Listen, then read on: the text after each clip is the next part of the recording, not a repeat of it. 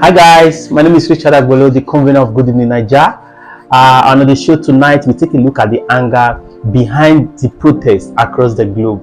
If you are very conversant with what is happening across the globe right now, you will understand that citizens are protesting against their government across the globe. Different countries, from Kenya to Nigeria, back to the UK, and even the mother of it all happened in Bangladesh this Sunday. What is actually happening?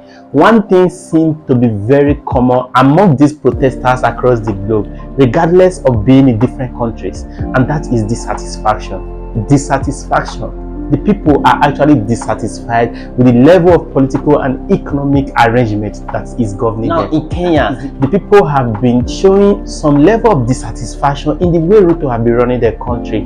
From the day he became the president of the country, the cost of living skyrocketed in the country, and the people were only looking for one mistake from him so that they can flare up. And fortunately for the people and unfortunately for the president, the finance bill came up.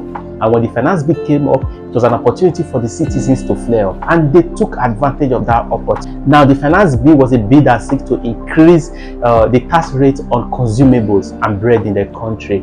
But when the president saw the handwriting on the wall that the people were ready to take it to the end with him, he threw away the finance bill.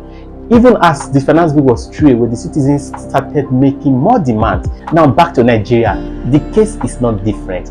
From February 25th, 2023, when the presidential election held in Nigeria, and when the INEC finally announced President Bola Ahmed Tinubu as the elected president of the country, the people have been dissatisfied. There was this distrust between the people and the president because most Nigerians felt their mandate was stolen. And the case went up to the Supreme Court, and the Supreme Court finally said he won the election, but the people still remain dissatisfied.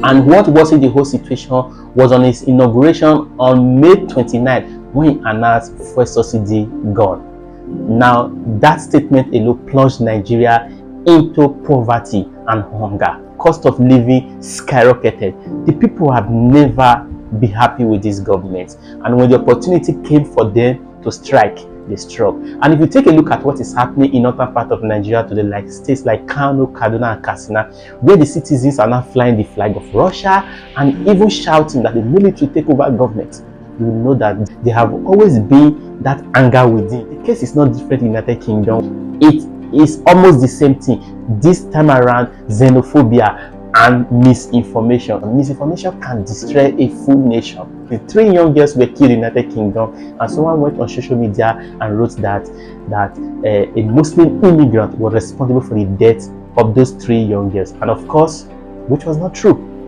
The indigenous citizens of UK who have been having anger in their mind that these immigrants are responsible for unemployment in the country as well as the state of insecurity in UK, they fled up. It was an opportunity for them to say, black people, come and leave our country.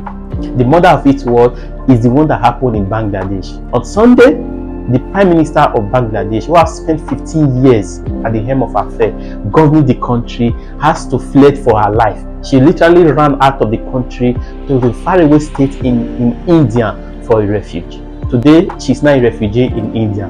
She ran out of her palace after 400,000 protesters stormed her palace in Dhaka. This woman has been in the helm of affairs for 15 good years.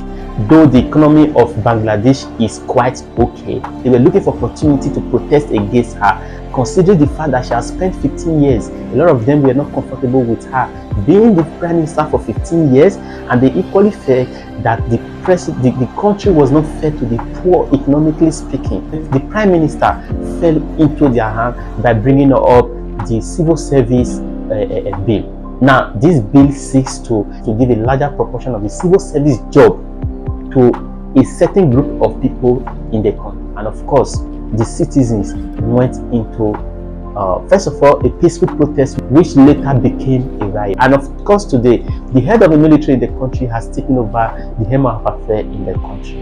What does this tell our leaders?